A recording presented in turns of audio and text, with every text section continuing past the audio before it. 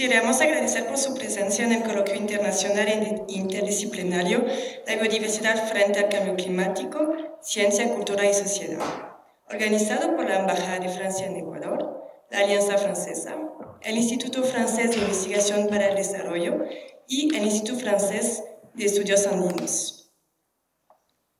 Quisiéramos agradecer a la Universidad Andina Simón Bolívar por acogernos durante esos 2 días y medio y por habernos ayudado a organizar este evento. Les invitamos desde hoy hasta el miércoles 27 de mayo a compartir e interactuar con expertos internacionales sobre los temas claves del clima y de la biodiversidad, así como participar esta noche en la inauguración de la exposición de fotos La biodiversidad frente al cambio climático, 10 historias en Ecuador, en la Alianza Francesa de Quito. Recordamos que durante estos 3 días cada conferencia va a ser filmada para después ser puesta en el canal YouTube del IRD, entonces que van a poder ver después de este evento cada presentación, para si no entendieron todo, van a poder ver todo eso. Recordamos también que disponen de audífonos en la entrada para la traducción simultánea del francés al Ecuador y del Ecuador al francés. Entonces, para empezar este evento, es un gusto dar la palabra al doctor Carlos Larrea, director de la Unidad de Información Socioambiental de la Universidad Andina Simón Bolívar.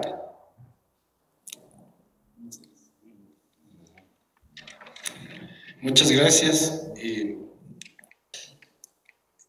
En nombre de la Universidad Andina Simón Bolívar, quiero en primer lugar agradecer a las instituciones que han auspiciado este evento, que han sido mencionadas: la Embajada de Francia, la Alianza Francesa, el IRD, el Instituto Francés de Estudios Andinos, varias universidades ecuatorianas que están colaborando, como la Universidad de San Francisco, la Universidad Católica del Ecuador, entre otras instituciones que están vinculadas con este evento.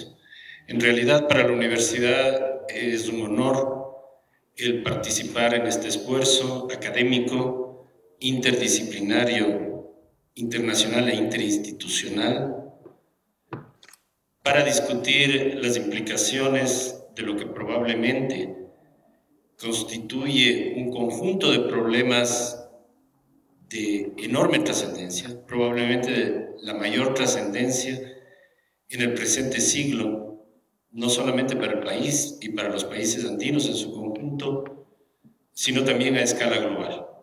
Es la interdependencia, la interacción entre dos problemas ecológicos globales de enorme magnitud, como son en primer lugar el cambio climático y en segundo lugar la pérdida de biodiversidad. Para todos es conocido que el Ecuador es uno de los países de mayor biodiversidad en el planeta. Tiene la mayor concentración de vertebrados por kilómetro cuadrado en el mundo.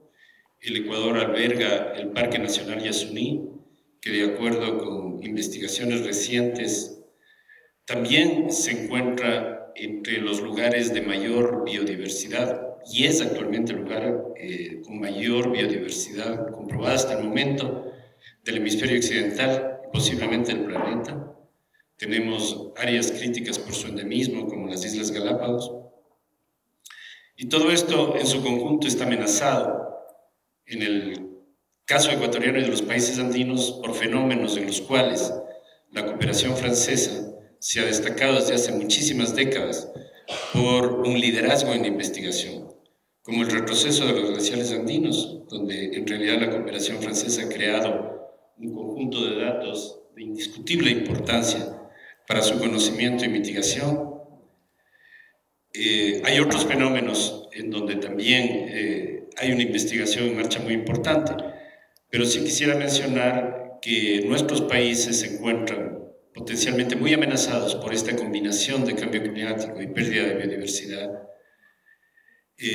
Los modelos que conocemos hasta el momento predicen un calentamiento asociado a una reducción de pluviosidad en la mayor parte de la Amazonía y que podría conducir a una sabanización que se ha estimado puede, de acuerdo con algunas investigaciones recientes, puede conducir a una pérdida del 16% de las especies que actualmente habitan el planeta, si no se toman medidas adecuadas. En la costa tenemos una amenaza muy seria, poco conocida, al menos con fundamentos consistentes en términos de predicción futura, como es la tendencia a la intensificación del fenómeno del Niño. Y finalmente en la sierra tenemos el problema que había mencionado, donde se ha hecho mucha investigación de posible desaparición de los glaciares andinos y deterioro de las reservas de carbono y de agua en nuestros páramos. La combinación de estos efectos crea un escenario muy complicado y difícil de predecir para el futuro. Y en este sentido, para nosotros como país, es muy importante recibir y promover el apoyo de la cooperación técnica francesa, no solamente para tener un conocimiento más profundo de estos temas, sino sobre todo para enfrentarlos con políticas adecuadas. En este sentido, quisiera mencionarles que la Universidad Andina, desde hace muchos años, ha tratado de crear una respuesta académica ante estos desafíos formidables. Nuestra universidad se especializa como universidad pública internacional en programas de posgrado, principalmente en el campo de las ciencias sociales y las humanidades. Hemos creado, sin embargo, el primer programa de maestría interdisciplinario sobre cambio climático del país y uno de los pioneros en América Latina. Hemos mantenido desde hace 5 años una especialización superior en cambio climático y tenemos también muchas actividades de investigación sobre temas vinculados con la relación entre temas sociales y ambientales. Personalmente yo soy el director de la Unidad de Información Socioambiental, que ha realizado varios estudios sobre temas vinculados con la sustentabilidad, la necesidad de alternativas viables sobre bases no extractivas para la mejora de las condiciones de vida asociada a la conservación de la biodiversidad, particularmente en el campo de la Amazonía y el bosque nublado. Estas son algunas de las actividades que hemos hecho y nuevamente reiterando nuestra bienvenida a todas las instituciones que están organizando este evento y esperando que las conclusiones a las que lleguemos conduzcan, como lo esperamos todos, al éxito del evento internacional probablemente más importante en esta década, que será la COP21, que se realizará en París entre noviembre y diciembre y que permitirá probablemente bloquear el estancamiento de las negociaciones internacionales de cambio climático, como todos esperamos, y un avance fundamental hacia la conformación de un nuevo acuerdo vinculante internacional. Les damos entonces a todos la bienvenida y les agradecemos por la colaboración que será perdurable en la organización de este evento. Muchas gracias. Muchas gracias. Ahora doy la palabra a Hélène Becker, delegada general de la Alianza Francesa en Ecuador. Buenos días. En nombre de la Alianza Francesa, muchas gracias por acompañarnos esta mañana en el coloquio interdisciplinario La biodiversidad frente al cambio climático.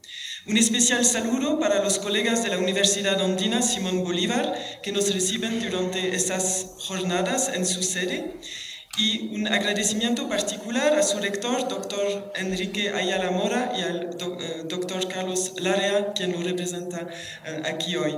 Es para la Alianza Francesa muy importante participar en este coloquio porque es nuestra misión dar a conocer al público los trabajos especializados de científicos y expertos ecuatorianos y franceses sobre temas de interés general.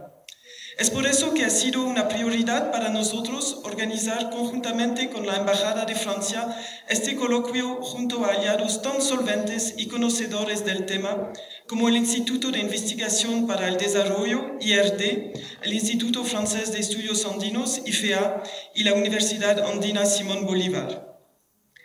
Aprovecho para agradecer la participación de Franck Courchamp, Mónica Andrade, Stéphane Foucard, Andrés Merino, Sophie Covy, Patrick Lavelle, Loïc Fell, Luis Vinuesa, Belén Mena, Fabien Antelme, Carlos Larrea y Alexandra Olivo, expertos ecuatorianos y franceses en diferentes campos que han aceptado nuestra invitación y están a cargo de las conferencias que serán dictadas hasta el día miércoles 27 de mayo. En estas jornadas multidisciplinarias tendremos información técnica y científica actual y de primera mano, pero también la oportunidad de discutir sobre cómo nosotros, simples residentes de Quito, podemos participar del cambio en esta problemática ambiental desde nuestros propios espacios como ciudadanos del mundo moderno.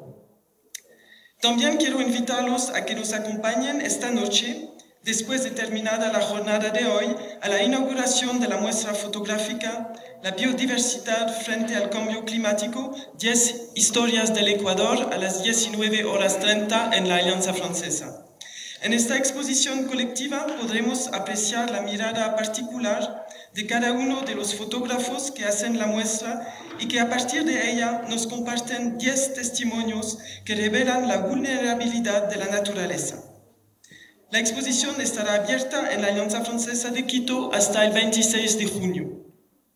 Finalmente, quiero agradecer la participación de todos los que nos apoyan en este coloquio y sin los cuales el mismo no sería posible. Nuestros auspiciantes y nuestros socios en esta tarea, el Institut Français, la Cooperación Regional Andina, Hoteles Hilton, Air France KLM, la Pontificia Universidad Católica del Ecuador, la Universidad San Francisco de Quito, la Universidad Andina Simón Bolívar, el Ministerio de Ambiente del Ecuador, la revista Ñan y Radio France Internacional RFI. Sin más por el momento, les deseo una jornada de provecho y trabajo durante los próximos 3 días. Muchas gracias. Muchas gracias. Paso la palabra al doctor Max Andrade, subsecretario del Cambio Climático en el Ministerio del Ambiente ecuatoriano. Buenos días, señor embajador de Francia en el Ecuador, señor embajador de Francia para la organización de la COP21 en Francia, señora representante de la Alianza Francesa, doctor Carlos Larrea, Olivier, estimados colegas organizadores del evento, del IRD, de la Alianza Francesa, de la Embajada. Es un gusto, les agradezco mucho la invitación. Traerles un saludo de la señora Ministra del Ambiente, Lorena Tapia, que actualmente se encuentra en un evento de la Carbon Expo. Es un evento mundial que es de suma importancia, por lo que ha tenido que ausentarse. Sin embargo, me ha dejado la tarea, y con el permiso de ustedes, de leer unas cuantas palabras justamente de lo que dice el tema de hoy, ¿no? La biodiversidad frente al cambio climático. Con su permiso voy a leer unas cortísimas palabras. El sistema climático del planeta ha sido un proceso de constante cambio. Sin embargo, a través de los estudios científicos se ha evidenciado que actualmente los cambios se generan de manera más rápida y sus efectos son más drásticos debido a la modificación de la composición de la atmósfera por causas antropogénicas. Basta observar las noticias alrededor del mundo y en nuestro país para constatar las inundaciones, las sequías, el retroceso de los glaciares, entre fenómenos climáticos que están causando grandes pérdidas y grandes daños. El cambio climático es considerado una de las mayores amenazas sobre varios sectores de importancia nacional, como es la diversidad biológica, especialmente por su influencia sobre las zonas de vida. Un estudio del IPCC determina que muchas especies de fauna y flora están en peligro de extinción por causa de los cambios de clima y de sus efectos asociados a esto. Esto puede generar impactos no solo sobre la biodiversidad, sino sobre los ecosistemas, sus funciones, los servicios ambientales, por tanto los sectores productivos y sobre todo nuestra calidad de vida. Hay evidencias nacionales de un estudio realizado por el Ministerio del Ambiente, donde se concluye que el grado de exposición y sensibilidad de las especies a los cambios del clima proyectados no es igual en todas las especies. Incluso se proyectan respuestas opuestas de varias extinciones locales y áreas que al expandirse podrían incrementar también su riqueza de especies. Estos hallazgos han generado importantes recomendaciones para el fortalecimiento del patrimonio de áreas naturales del Ecuador, como son la conectividad de las áreas protegidas, las prácticas de manejo sostenible de la tierra, la articulación de las reservas nacionales con otros sistemas nacionales de áreas protegidas, otros sobre los cuales estamos trabajando como Ministerio del Ambiente para poder tener un patrimonio de áreas naturales del Estado sólido. No cabe duda que el clima es inestable, las áreas protegidas del país son indispensables para la conservación de la diversidad biológica como una medida de adaptación al cambio climático. Nuestro país ha emprendido un modelo de desarrollo que promueve la transformación de la matriz energética y productiva del Ecuador y se consideran los grupos de atención prioritaria. En este sentido, necesitamos el compromiso y la acción de todos los sectores, el sector público, el sector privado, la sociedad civil, la academia, los gobiernos autónomos descentralizados. Estos son los espacios que permiten trazar puentes de cómo podemos trabajar de manera colectiva y conjunta para generar este ambiente sano. Nuestra biodiversidad debe ser cada vez más resiliente, menos vulnerable frente a los impactos que pueda producir el cambio climático, de manera que nuestras generaciones futuras tengan mismas oportunidades que las que nosotros y nuestros antepasados tenemos. Una vez más, en nombre de la señora Ministra del Ambiente, un agradecimiento a la Embajada de Francia, a la Universidad Andina Simón Bolívar, al equipo organizador, por habernos invitado a participar en esta jornada de intercambio de experiencias y diálogos en las que estamos seguros habrá reflexión y habrá comprensión de la importancia de la biodiversidad y el cambio climático en estas aristas del desarrollo, en lo económico, en lo social, en nuestros modos y medios de vida en general. Muchísimas gracias y éxitos en estas jornadas de trabajo.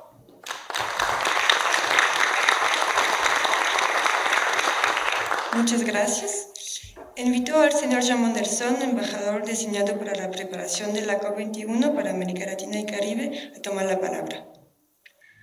Buenos días, estimados invitados, representantes del rector, de la ministra del Medio Ambiente, señora de la Alianza Francesa, por supuesto, querido amigo y colega embajador de Francia. Me toca hablar un poquito de una cosa muy política, pero que tiene que ver mucho con el científico y el técnico. Y todo el tema es de ver cómo se puede llegar en París a un acuerdo en el cual esos diversos aspectos se pueden mezclar para una solución favorable al planeta. Quería, antes de todo, decir que es verdad que es un desafío enorme. Creo que usted, doctor, habló de una conferencia que es la más importante del diseño o algo así, no sé, son sus palabras más o menos. No sé si es del diseño la más importante, pero para Francia es la más importante de su historia. Nunca hemos tenido un desafío de este tamaño, simplemente por la importancia del tema y por la importancia práctica, física, de una reunión de decenas de miles de gente, entre delegados, representantes de la sociedad civil, periodistas, tal vez deseables o indeseables invitados, eso depende. Será un desafío de organización y de importancia del tema. En el fondo, cuando miramos las muy grandes reuniones diplomáticas de París, uno piensa en Francia, el Congreso de Versalles, en 1919, después de la Primera Guerra Mundial, que era también una cosa casi universal, pero eso no tenía nada que ver. Eran unos diplomáticos. Ahí realmente con el número de países, 195, con el número de delegados, unos 20.000, con el número de gente que se van a inscribir en las Naciones Unidas para participar en nombre de la sociedad civil, otros 20.000. Ya tenemos más o menos 5.000 periodistas. Eso es para simplemente dar la importancia del tema para el mundo. Ahora voy a tal vez pasar, lo siento, usted entiende que yo hablo de manera fluida el castellano, pero no es precisamente el de Lope de Vega, entonces prefiero pasar en francés. Vous m'excuserez maintenant, je vous laisse 2 minutes pour mettre vos écouteurs. Me dejo 2 minutos para poner sus cosas de traducción. Me sentiré más cómodo de hablar en mi idioma sobre el tema preciso del desafío de la COP21. La première chose que je voudrais souligner, c'est l'objectif. L'objectif, comme vous le savez, je suis face à des universitaires, à des spécialistes, mais c'est toujours bon de rappeler des choses élémentaires. L'objectif, c'est un accord qui permette de prévoir d'ici la fin du siècle que la température ne sera pas de plus de 2 degrés Celsius supérieure à ce que la température moyenne du monde, de la Terre, était au début du développement du capitalisme industriel, c'est-à-dire grosso modo à la fin du premier tiers ou vers la moitié du 19e siècle. C'est un chiffre d'ailleurs qui est discuté par beaucoup de pays, y compris de pays muy socios, très proches de l'Équateur, des pays de la Caraïbe, des pays évidemment de la CELAC et de l'ALBA, qui, eux, demandent que ce soit 1,5 degré et pas 2 degrés. Il y a déjà une énorme différence. Donc l'objectif est simple. D'abord, a priori, obtenir un cheminement vers ce maximum qui serait de 2 degrés de plus par rapport à 1850 pour être clair. Pour ce faire, il nous faut grosso modo 4 éléments, 4 piliers essentiels sur lesquels je vais dire un mot. Mais peut-être avant de vous parler de ces 4 piliers, essayez de rendre sensible, je ne parle pas de biodiversité, je parle bien de changement climatique. La biodiversité a sa place, mais mon thème à moi, c'est vraiment de voir, et après ce sera à vous de mettre les choses ensemble, le problème de la négociation politique et diplomatique sur le changement climatique. Je voudrais, sans multiplier des chiffres compliqués, vous donner quelques indications qui sont banales, que vous avez sans doute très librement, auxquelles vous avez librement connaissance, accès au secrétariat de la Conférence des Nations Unies sur le climat qui est à Bonn, mais qui sont des chiffres qui sont très révélateurs de l'importance pour vous, Équateur, pour vous, pays andins, et pour vous, pays d'Amérique latine et de la Caraïbe, du changement climatique. Parce que vous n'en êtes pas vraiment responsable, mais vous en serez parmi les principales victimes. Et c'est une situation de fait qui se traduit par un certain nombre de chiffres extrêmement simples. Grosso modo, l'Amérique, disons-le, l'ensemble Amérique du Sud représente un peu plus de 6,5% des émissions de gaz à effet de serre. Gas con efecto invernadero. Un peu plus de 6%, toute l'Amérique du Sud.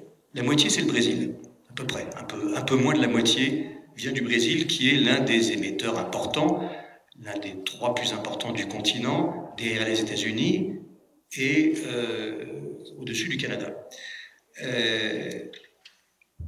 Si vous prenez l'ensemble de l'Amérique latine et des Caraïbes, l'ensemble CELAC, vous obtenez 9% des émissions dans le monde. À l'intérieur de ça, il faut distinguer les États insulaires, les États Caraïbes, représentent moins de 0,3%. Si on regarde les grands émetteurs du continent, je laisse de côté l'Amérique du Nord, enfin si j'intègre le Mexique, donc je laisse de côté les États-Unis et le Canada plus exactement. Vous avez le Brésil, avec des émissions supérieures à 3% des émissions dans le monde, puis 3 émetteurs importants qui sont entre un peu moins de 1 et 1,5%, des émetteurs importants qui sont le Mexique, l'Argentine et le Venezuela. Jusqu'à présent, il n'y a pas de surprise. Mais en dessous, après, vous avez brusquement un décrochage. Les autres pays d'Amérique latine sont très peu émetteurs, y compris en relation avec leur population. Tous les autres sont... Alors le maximum, c'est sans surprise la Colombie, qui est à 0,5% environ. Je donne des chiffres très approximatifs, ce ne sont pas des chiffres scientifiquement précis, mais c'est des ordres de grandeur. Vous avez l'Équateur, la Bolivie et le Pérou qui sont à quelque chose comme autour de 0,3%, le Chili et le Paraguay un peu en dessous, et alors après on tombe à 0,1%, et pour les petites Antilles c'est 0,0002%. Puis vous avez des pays qui sont même des émetteurs négatifs, c'est-à-dire qui produisent comme les plateaux des Guyanes. Donc il y a un certain déséquilibre qui est, je crois, important à savoir. Les pays insulaires, face au risque de montée des eaux, les pays d'Amérique centrale et les pays andins avec El Niño sont particulièrement menacés, sont des pays potentiellement victimes de phénomènes pour lesquels leur responsabilité est matériellement, techniquement, en chiffres, relativement faible par rapport à la population et par rapport au reste du monde. Je crois que ce sont des éléments qu'il faut prendre en compte lorsque nous discutons de ce que nous voulons obtenir, ce que nous rêvons d'obtenir à la COP21 à Paris, COP21. Je précise peut-être un point là-dessus. La France ne négocie pas, et moi je négocie bien, même si je suis ambassadeur, un ambassadeur ça négocie, je négocie rien du tout. Je suis reçu par les autorités gouvernementales, je verrai cet après-midi aux autorités gouvernementales, mais je ne négocie pas, la France ne négocie pas. La France présidera. Pour le moment, c'est le Pérou qui préside, ce qu'on appelle une présidence descendante, puis une présidence ascendante à partir de juin. La France présidera. Elle a une responsabilité de pays organisateur. Et cette responsabilité de pays organisateur nous amène à être profondément dans une position d'écoute modeste, essayer de comprendre le point de vue de chacun, et pour ce qui me concerne, essayer de comprendre le point de vue de tous les pays de l'Amérique latine et de la Caraïbe, de les comprendre, de voir quels sont les nœuds, les difficultés, les lignes rouges des uns et des autres, et de ramener ça pour que la présidence française, lorsqu'elle sera en situation, puisse ne pas aboutir aux échecs que nous avons connus dans certaines années, certaines conférences antérieures. Bien sûr, si le 11 ou le 12 ou le 13 ou le 14, ça peut se prolonger décembre, il n'y a pas d'accord, le monde continuera de tourner, mal, mais il continuera de tourner. Simplement, une très grosse occasion sera perdue. Une énorme responsabilité nous retombera sur l'ensemble de la collectivité internationale et il faut vraiment obtenir que, au lendemain de cette conférence, nous puissions nous dire on a fait notre travail le mieux possible. Le mieux possible, c'est-à-dire que personne ne sera content. Mais personne ne dira ce résultat est inacceptable. Puisque nous voulons un accord universel, il faut que ce résultat soit accepté par tout le monde, tout en sachant qu'il sera insatisfaisant pour chacun. Nous, présidence française, premièrement, techniquement parlant, c'est l'Union européenne qui négocie au nom de l'ensemble des pays de l'Union européenne. Pour commencer, le négociateur, c'est l'Union européenne. Il y a une représentation de la France, bien sûr, puisque c'est par pays aux Nations Unies, mais le négociateur, c'est l'Union européenne. Deuxième remarque importante, de toute manière, nous laisserons l'Union européenne négocier, et nous sommes là pour équilibrer et essayer d'obtenir ce défi qui est un accord sur ces 4 points sur lesquels je reviens. Maintenant, je vais vous dire quels sont les 4 piliers de ce que nous voudrions être l'accord de Paris de décembre 2015. Le premier pilier est très simple. Il faut que ce soit un accord juridiquement contraignant, jurídicamente vinculante, et universel. S'il n'est pas contraignant et s'il n'est pas universel, c'est du violon. On est tous d'accord pour la paix et l'amour dans le monde, et pour la diminution de la pollution. Mais une fois qu'on a dit ça, on n'a rien dit. Donc, il nous faut véritablement un accord universel et juridiquement contraignant.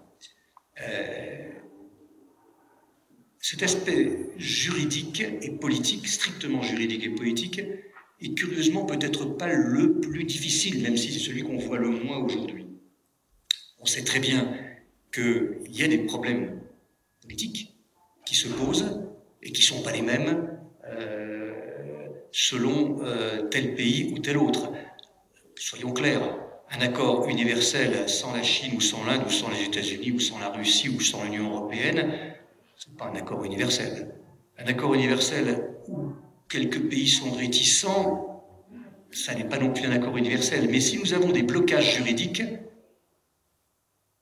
nous allons directement à l'échec.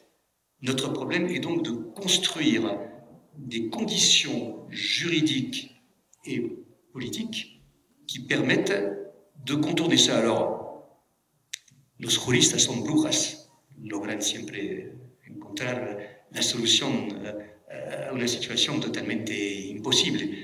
Je ne suis pas très pessimiste sur ce sujet-là, mais je ne le suis pas parce qu'avec du pessimisme, on ne fait rien.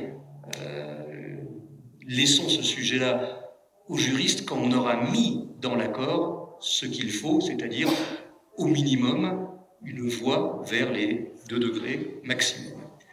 Donc premier pilier, un accord juridiquement contraignant. Deuxième pilier,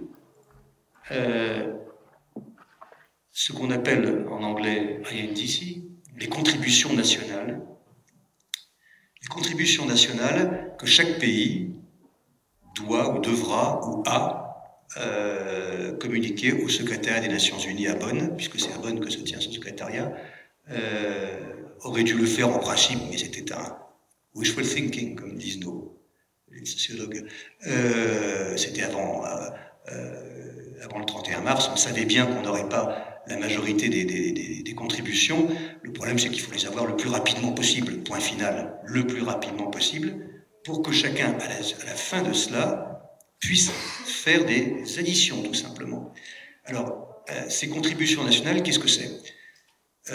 Actuellement, nous avons, grosso modo, je ne veux pas dire de bêtises, mais 37 pays, je crois, les 28 de l'Union européenne, ainsi que dans l'ordre, non d'abord la Suisse, c'était le premier, puis l'Union européenne, les 28 de l'Union européenne, Norvège, Mexique, États-Unis, Gabon, Russie, Liechtenstein, Andorre, Canada. Ça fait 37. Ces 37 pays, il y a des tout petits pays là-dedans. Vous avez vu, Liechtenstein et Andorre ne sont pas très responsables des émissions de gaz à effet de serre. Donc, dans ces pays-là, nous avons quand même 2 très gros émetteurs, l'Union européenne, les États-Unis, le Canada, la Russie. Ça fait un peu plus de 30% des émissions dans le monde. On attend les autres contributions. Une fois qu'on aura ces contributions, eh ben, on fera des additions. On constatera quasi certainement que nous ne sommes pas dans la limite des 2 degrés, que nous sommes largement au-dessus, que les engagements ou les projets de chaque pays, ajoutés les uns aux autres, et sans parler des émissions qui ne proviennent pas de chaque pays sur le plan national. N'oubliez pas par exemple que le transport aérien, ou le transport maritime, international par nature, bah, celui-là, on ne va pas donner sur les épaules de Panama tout ce qui est le hub de Panama comme aéroport international pour Copa et le canal de Panama. C'est une responsabilité gigantesque, c'est évidemment international. Donc on passe là par l'OACI, l'Organisation du transport aérien international, ou par l'Organisation maritime mondiale. Nous sommes tenus de faire toutes ces additions pour voir que nous sommes au-delà. C'est normal qu'on soit au-delà, c'est avant la négociation. Lorsque nous arriverons à Paris, nous pourrons voir ce qu'il est possible de faire. De toute manière, nous n'aurons probablement pas, une voie absolument certaine arrêtée. L'accord de Paris, c'est un accord de début, ça n'est pas un aboutissement. Ça n'est pas la fin, c'est le début d'un processus où chacun pourra progressivement adapter et améliorer ses objectifs pour aboutir à ces 2 degrés et encore mieux ce 1,5 degré. Ça, c'est le deuxième pilier, donc l'accord juridique, l'addition des contributions. Troisième élément qui est né à la conférence de Lima, la COP 20, il y a quelques mois, ce qu'on appelle l'agenda des solutions ou le plan Lima-Paris, le plan Lima-Paris, en anglais Lima-Paris Action Agenda. Bon, c'est la mobilisation de tout ce qui se fait, de tout ce qui peut se faire au-delà des gouvernements. Il est évident qu'un accord comme celui-là doit être pris en charge par les gouvernements, mais concerne toute la société. Je vais prendre un exemple tout bête. Lorsqu'on négocie sur l'arme nucléaire ou l'arme, les mines, l'accord militaire entre les gouvernements, ce sont la fabrication, il y a quelques fabrications illégales, mais grosso modo, ce sont les États qui fabriquent des armes. Donc, c'est très clair, on signe un accord, et puis, l'accord, il est respecté par les États. Il ne l'est pas et c'est grave, mais ce sont les États. Un accord comme celui-là, c'est la société qui doit se l'approprier. Ça n'a pas de sens de travailler dans ce sens-là si on n'a pas l'ensemble de la communauté. La société, ce sont les organisations non gouvernementales, ce sont les entreprises, ce sont les régions, les municipalités, les religions. Et je dois dire que la prochaine, nous attendons avec intérêt la prochaine encyclique de l'Église catholique qui va être publiée dans quelques jours sur le changement climatique. Il faut aussi mobiliser les religions. Tout ceci, c'est un peu cet ensemble-là, et puis tout ce qui se fait déjà. Les solutions qui ont déjà été trouvées, les inventions techniques plus ou moins importantes. Tout ça, c'est le troisième pilier. Quatrième pilier est l'un des plus difficiles. C'est le pilier financier. Comme je l'ai dit, les États les plus fragiles, les moins responsables, sont les plus menacés. C'est ce qu'on appelle la responsabilité différenciée et les conditions nationales. Pour l'Amérique latine et la Caraïbe, pour l'ensemble auquel vous participez, je l'ai dit, ce sont les pays d'Amérique centrale, les États insulaires et les États andins qui sont particulièrement menacés. Donc il faut trouver un système de financement, de transfert de fonds et de technologies juste, raisonnable. Quand je dis raisonnable, je vais vous donner un exemple de contraire, d'irraisonnable. Actuellement, avec ce qu'on a des contributions nationales, donc les 37% dont je vous ai parlé, les 37 États et les 30% des pays qui ont fait leur contribution nationale, si on voulait rester à moins de 2 degrés à la fin du siècle, ça voudrait dire que le reste du monde, ceux qui n'ont pas donné les contributions nationales, l'Équateur, la Chine, qui devrait bientôt la donner, le Japon, devraient diminuer de 50% leurs émissions. C'est évidemment ni juste ni raisonnable. C'est la négociation. C'est cela la négociation. Alors, ce dernier élément est complexe, technique. Je ne suis pas sûr qu'ici ce soit le lieu de développer cet élément du financement. Je vous dirais simplement qu'on a créé un fonds vert qui depuis 2 jours, 48 heures, j'ai reçu avant-hier dans la nuit le message, là je ne vais pas vous embêter, le fonds vert qui siège, dont le siège est en Corée du Sud, et qui, ça y est, ayant eu les contributions japonaises, a 50% des engagements et peut commencer à financer des opérations depuis 48 heures. C'est une nouvelle toute neuve. Enfin, votre gouvernement l'a déjà, mais vous ne l'avez pas encore, maintenant vous l'avez. Je ne sais pas si la presse équatorienne en a parlé, c'est quand même un peu technique, mais c'est important de le savoir. Voilà un petit peu les 4 piliers sur lesquels je voulais insister. Alors, on est dans une situation qui est réellement problématique. Je vais vous donner 3 éléments très courts, très simples, 3 rapports qui viennent d'être publiés. Le premier est celui du GIEC, le groupement intergouvernemental des experts sur le climat. Ce GIEC qui a eu le prix Nobel de la paix il y a 5 ou 6 ans, je ne me rappelle plus exactement, et qui est l'autorité scientifiquement reconnue et qui, dans son dernier rapport, indique que la concentration actuelle de CO2, de gaz à effet de serre, notamment, enfin de CO2, pardon, précisément, la concentration actuelle de CO2 dans l'atmosphère a atteint actuellement un niveau sans précédent depuis 800 000 ans. Il y a 800 000 ans qu'il n'y a pas eu autant de... Et il y a 800 000 ans, c'était un autre phénomène, un phénomène de formation. Donc et que cette augmentation est due aux activités humaines, pas due à un cycle. J'insiste là-dessus. Tout le monde à peu près est d'accord là-dessus, à peu près, sauf quelques farfelus dans certains courants politiques aux États-Unis ou en Australie notamment. On n'a plus personne dans le monde qui nie sérieusement la responsabilité de l'homme dans ce changement climatique. Mais on est tous conscients, et vous êtes tous conscients que la science, c'est pas la démocratie. C'est pas parce que 98% des scientifiques disent quelque chose que les 2% qui disent pas ça ont tort ou raison. Ça, c'est la règle de la démocratie, c'est pas la règle de la recherche scientifique. Bon, mais nous, les responsables diplomatiques, les responsables politiques, nous devons nous appuyer sur quelque chose de communément admis dans la connaissance du moment. Et notre connaissance, c'est celle-là. Et on le dit avec modestie, parce que nous ne sommes pas les techniciens. Les techniciens, eux, ils brodent la technique. Et notre problème à nous, c'est de le traduire politiquement.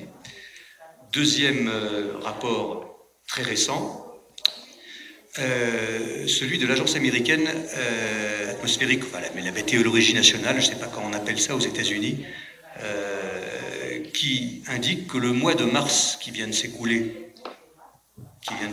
le mois de mars 2015, a été dans le monde le plus chaud depuis que cette agence existe. Elle a été créée en 1880. Depuis 1880, on n'avait jamais eu un mois de mars aussi chaud. Troisième élément, l'Organisation météorologique mondiale vient de nous dire que l'année qui vient de s'écouler il y a 5 mois, l'année 2014, a été, elle aussi, la plus chaude jamais enregistrée depuis qu'elle existe, cette organisation, depuis qu'on a les relevés. Alors voilà, je ne voulais pas vous noyer ni sous les préoccupations, ni sous les chiffres, mais je voulais un peu vous indiquer dans quel état d'esprit, nous, présidence française, allons essayer, mais avec votre aide, parce qu'encore une fois, quand je dis votre aide, ce n'est pas de la démagogie, c'est qu'on a besoin de la mobilisation des sociétés, des organisations non gouvernementales, des universités, des chercheurs pour mobiliser les politiques et que les politiques se disent « bon, c'est bien beau, on va essayer de trouver les responsables de la situation, and so what », une fois qu'on leur a dit bah, « c'est les États capitalistes qui ont fait le développement du capitalisme industriel depuis 1850, qui sont à l'origine de ce dérèglement climatique ». Certes, mais maintenant il faut quand même aller plus loin. Il faut se dire qu'est-ce qu'on peut faire réellement, objectivement, pratiquement, concrètement, raisonnablement pour arrêter ce phénomène. Ça, c'est notre responsabilité, mais pour ça, nous avons besoin de vous. Je vous remercie. El doctor Enrique Ayala Mora toma la palabra. Buenos días. Casi te debería decir buenas noches porque yo debí darles la bienvenida, pero no pude estar presente. Un pequeño accidente doméstico de un nieto mío, felizmente ya superado, me retuvo en casa y no me permitió estar aquí a tiempo, pero de todas maneras eso ha tenido para mí al menos una ventaja, es que he podido escuchar buena parte de la exposición del embajador Mendelssohn, porque quiero contarles una cosa, la vida es así. Me han encargado que haga un informe sobre el contenido de los planes de estudio de la educación básica ecuatoriana en lo que tiene que ver con ciencias sociales. Y una de las cosas que me he fijado es que prácticamente no hay ninguna referencia al tema ambiental. Entonces, uno de los reajustes que estamos haciendo es plantear cómo ponemos un poco más verde, si es que hiciera falta, porque no sé si usted sabe, el color del gobierno es el mismo, un poco más verde, el plan de estudios de nuestros estudiantes. Y ayer me tocó sentarme, ayer a las 11:30 de la noche yo lidiaba con una pregunta que ya ha hecho aquí el compañero. ¿Qué hacemos los ecuatorianos frente al cambio climático, al calentamiento global? Y este es un problema que hay que solucionarlo. El embajador Mendelsohn decía que es un debate interno ecuatoriano. Pudo darnos algunas pistas de lo que están haciendo en otras partes, pero en todo caso nosotros tenemos ese problema. Y no solamente hacer conciencia de eso, sino decirles a los muchachos en el aula: usted puede hacer esto, reciclaje, usted puede hacer una serie de actividades concretas que permitan que podamos tener efectivamente una postura sobre este problema. Para que vean que, de todas maneras, la universidad reflexiona en su nivel, pero al mismo tiempo cumple un papel de servirle al país como un instrumento de limitación de algunas de sus políticas, y en este caso de las políticas educativas. Como que la reflexión de ustedes el día de hoy va a resultar como efecto inmediato un impacto todavía mayor en cómo el sistema educativo ecuatoriano afronta el calentamiento global. Desde luego, es la primera vez que en el plan de estudios del país hemos sugerido que se mencione cambio climático, calentamiento global, y ese será, insisto, uno de los pequeños grandes avances de esta reunión que esta universidad se siente muy honrada y satisfecha en albergar. Quiero agradecer al embajador de Francia por la confianza que nos ha hecho organizar el evento aquí, al IRD, a la Ciencia Francesa y desde luego al IFEA, una institución con la cual yo como historiador tengo una vieja relación. A todas las demás entidades del Estado aquí representadas y desde luego a todos ustedes que concurren a este evento.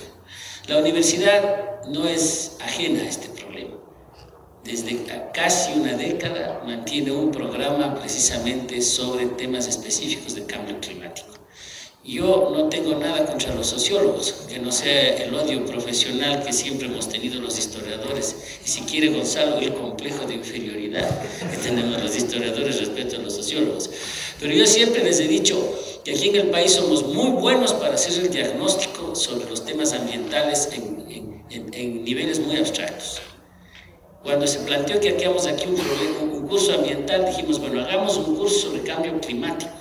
Y en realidad comenzó haciendo un curso sobre el protocolo de Tokio, una cosa todavía mucho más específica. Eso ha ido evolucionando y ahora tenemos el único curso de temas ambientales en el país que da continuidad, ya insisto, casi por una década, a cómo enfrentar el calentamiento global, cómo promover el uso de energías limpias, etc. Lo cual ha hecho que un modesto curso de especialización, no es maestría, al menos no lo fue en principio, sea precisamente una posibilidad de aportarle al país los técnicos que se han capacitado en este aspecto específico para afrontar esta realidad. Justamente Carlos Larrea es uno de los impulsores del proyecto y nosotros nos sentimos, ya digo, muy satisfechos de que este esfuerzo que hemos hecho y que se reconoce en algunos lugares, en algunos ámbitos del país, haya tenido eco también en el medio internacional y que podamos pues simplemente sumar esfuerzos en esta que es una tarea común de la humanidad.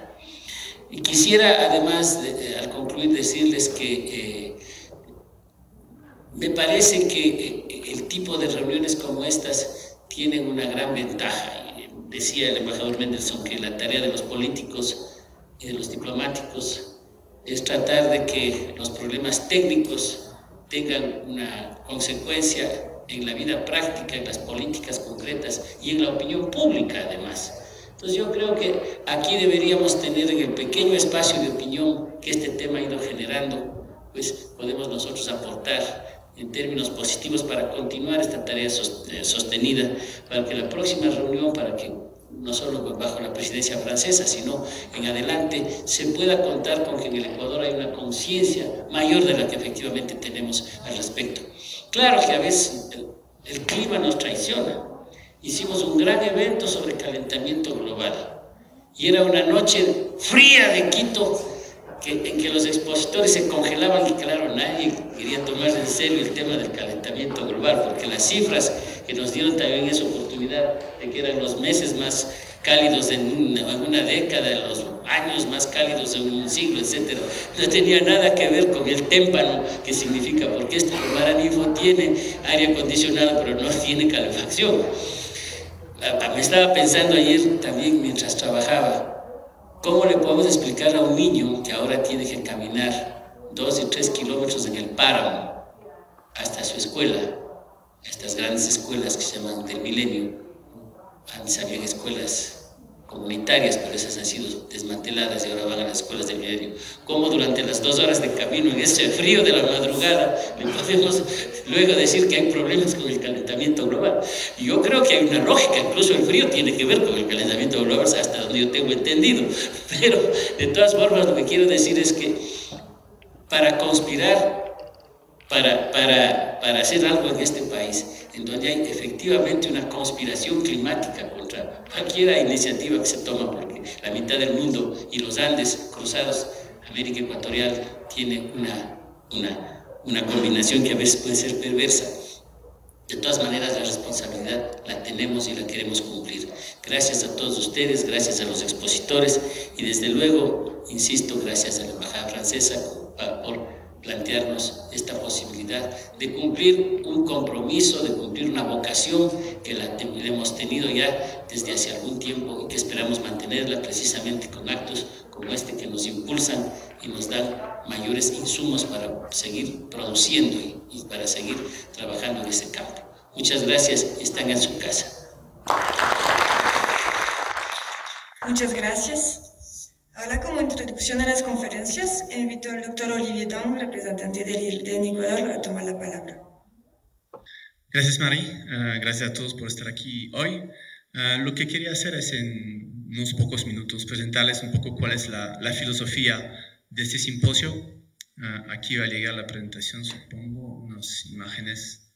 No voy a hablar de las estrellas, de la galaxia tampoco. Solo que yo pienso que no es un mundo donde podremos ir, eso es lo que piensan, que nos podemos escapar de la Tierra. Yo pienso que se equivocan. Hubo un... ya viene, si no le cuento la historia del espacio. Bueno, de lo que quería el día de hoy es un poco resaltar 3 palabras que están en la invitación, pero que son muy pequeñas aquí: ciencia, cultura y sociedad. Esos son mis 3 pilares para esta conferencia, y les quería presentar un poco la filosofía.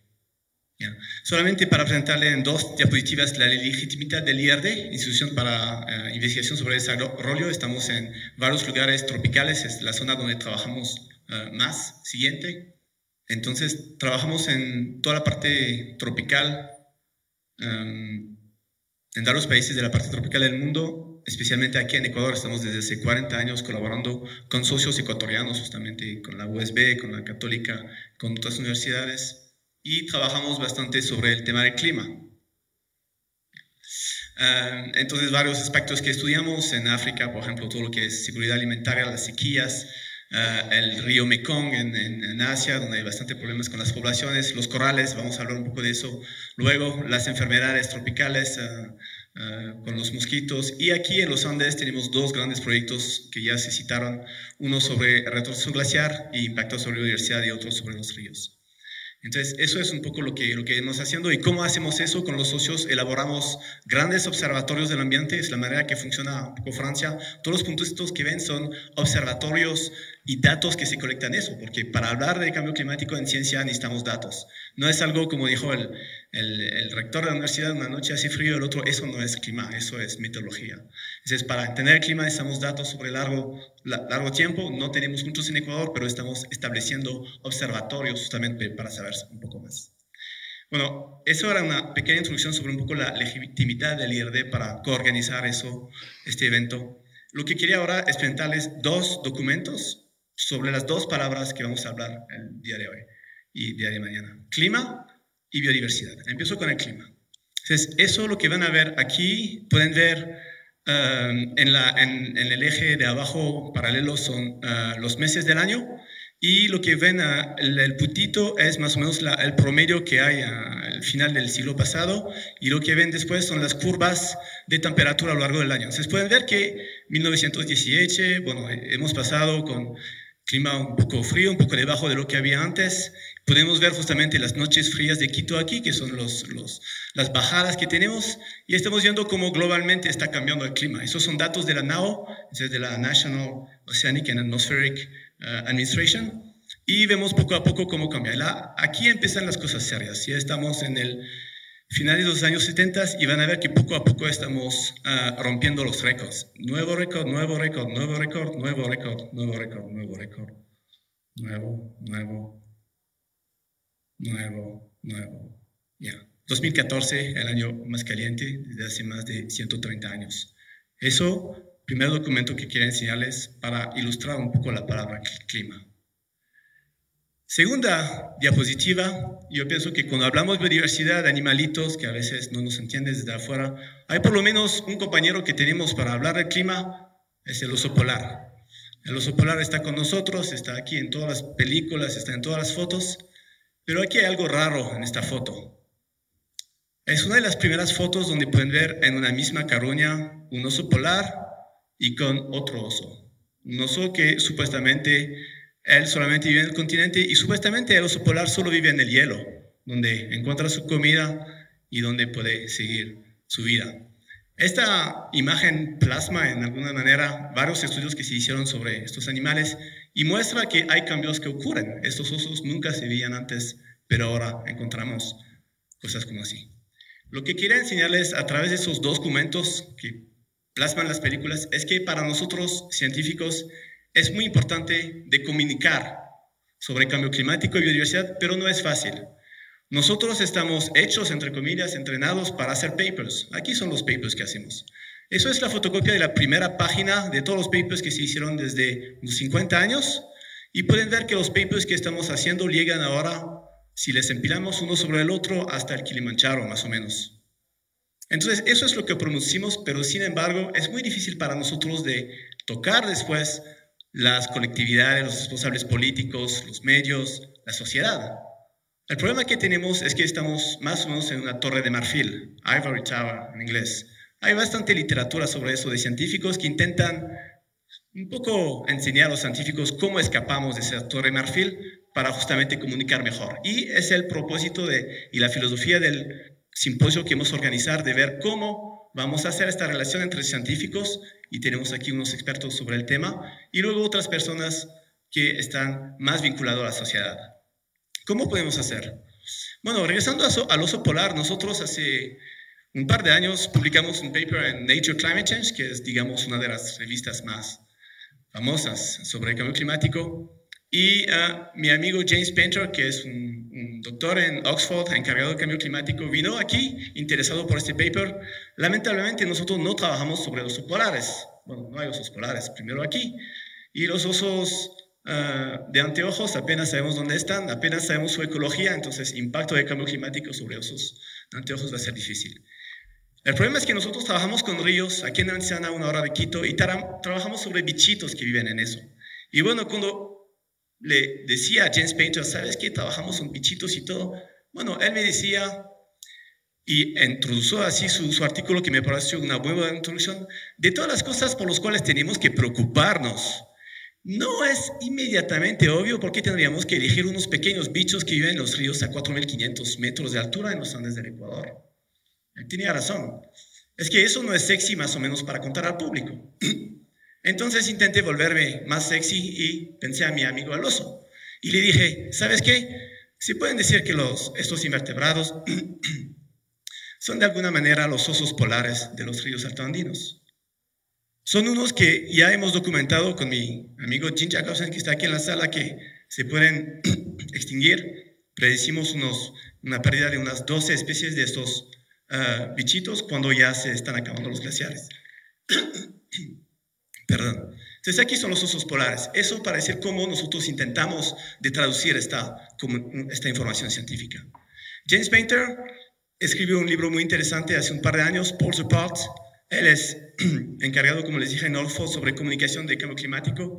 Y aquí vienen unas personas muy importantes, y tenemos un representante aquí en esta reunión, que son los periodistas. Los periodistas son importantes porque ellos hacen los papers en los periódicos, y los periódicos es lo que lee la sociedad.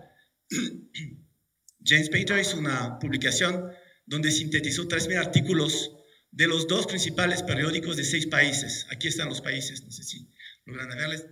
Brasil, China, Francia, India, United Kingdom y Estados Unidos. no lo puse, es el porcentaje de artículos climatoscépticos en cada uno de estos artículos. Entonces, lo que podemos ver es que más o menos hay dos países, Inglaterra, Estados Unidos, que son bastante con influencia climatoscéptica, y los otros países que estudió están con niveles mucho más bajos, y él después hace un análisis bastante fuerte sobre eso. Y eso es algo también importante en el debate. Tuvimos el debate, diría yo, diplomático y político. Aquí llegamos a un debate científico, pero no podemos quedarnos totalmente afuera de la sociedad. Segundo, perdón, yo puedo. Además de los periodistas, otra población, diría yo, de gente en la sociedad que nos pueden ayudar son los artistas. Bueno, cuando yo presenté eso al inicio, me acuerdo aquí en Ecuador que vamos a introducir artistas, aquí en el simposio me estaban mirando como, no, hablamos de ciencia nomás y vamos con eso, pero sin embargo, cuando otra vez ven esta revista Nature Climate Change, Climate is Culture.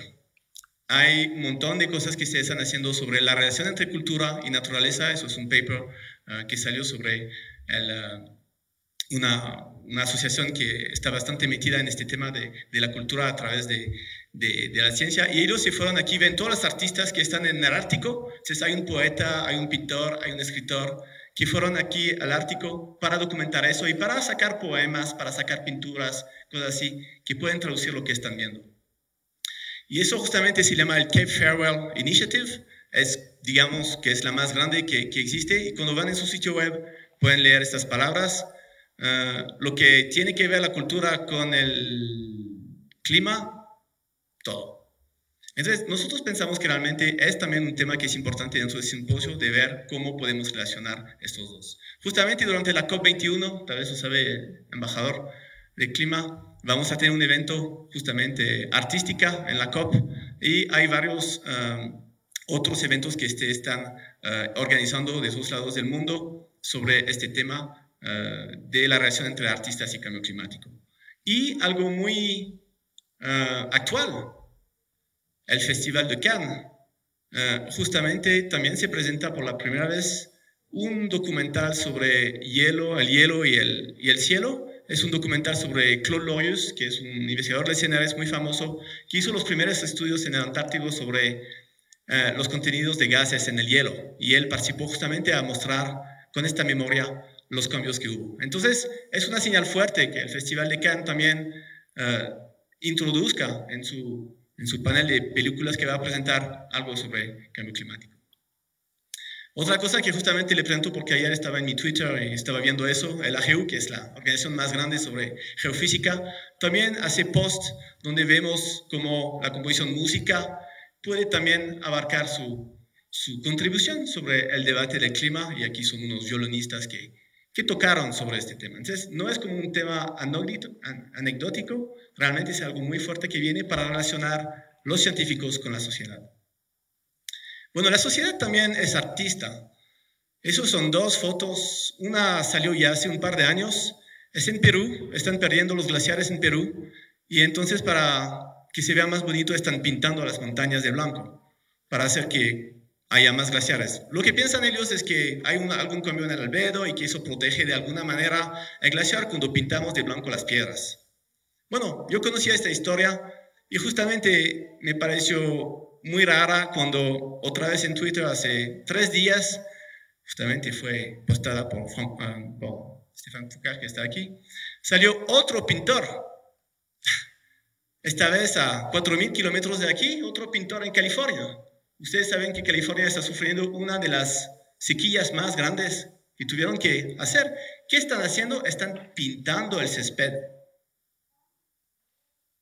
¿En qué época vivimos? ¿No? Pintamos de blanco los glaciares, pintamos en la hierba de verde. Entonces hay un tema muy, bueno, es una anécdota, que no son pintores, pero el tema para la sociedad es muy preocupante y yo pienso que este intercambio que vamos a tener durante 2 días y medio entre científicos, periodistas, artistas, gente de los ministerios, es muy importante porque todos tenemos que hablar para que justamente en la COP21 no haya aquí la comunidad de científicos y la otra comunidad y la otra. No, tenemos que tener una voz global y eso es muy importante.